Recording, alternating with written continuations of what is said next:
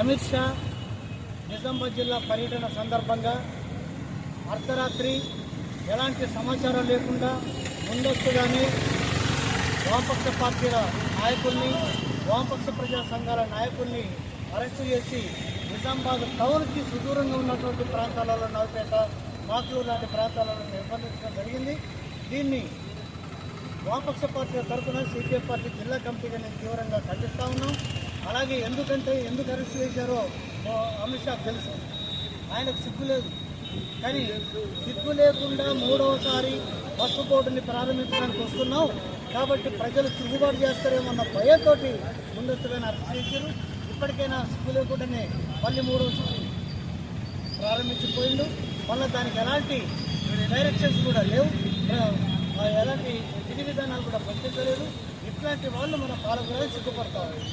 1975 June 25 తారీఖున emergency ప్రకటించిన Indira Gandhi arrest చేసింది. అది ప్రకటించి అరెస్ట్ చేసి మీరు ప్రకటించకుండానే అరెస్ట్ చేస్తూ ఉన్నారు, మీరు ప్రకటించకుండానే నిర్బంధిస్తూ ఉన్నారు.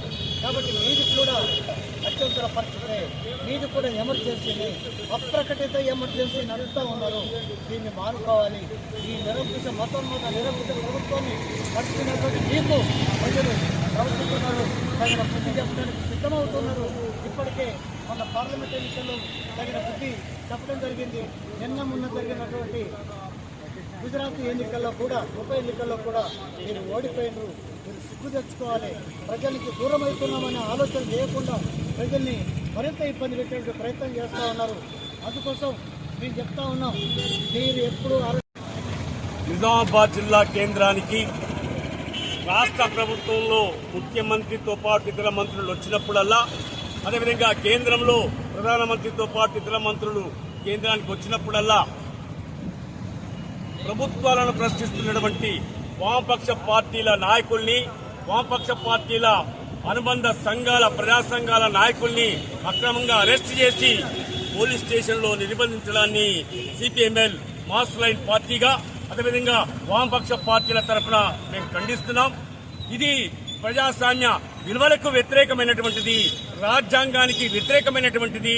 ప్రతి ఒక్కరికి రాజ్యాంగ రీత్యా ప్రశ్నించేటటువంటి అధికారం ఉంది, భావ ప్రకటన చేసేటటువంటి అధికారం ఉంది, సమస్యలపైన మాట్లాడి ఉద్యమాన్ని నిర్మించేటటువంటి అధికారం కలిగి ఉన్నారు.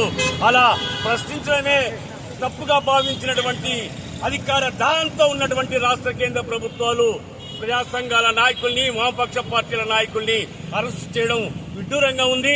మీరు ప్రజల సమస్యల్ని పరిష్కరించండి, అయితే ఎవరు ప్రశ్నించరు. మీరు ప్రజా సమస్యల్ని పరిష్కరించరు, పైగా ప్రశ్నిస్తున్నటువంటి వామపక్ష పార్టీలపైన నిర్బంధాన్ని ప్రయోగించి మీరు పబ్బం గడుపుకోవడానికి ప్రయత్నం చేస్తున్నారు. ఇది సరైనటువంటిది కాదు.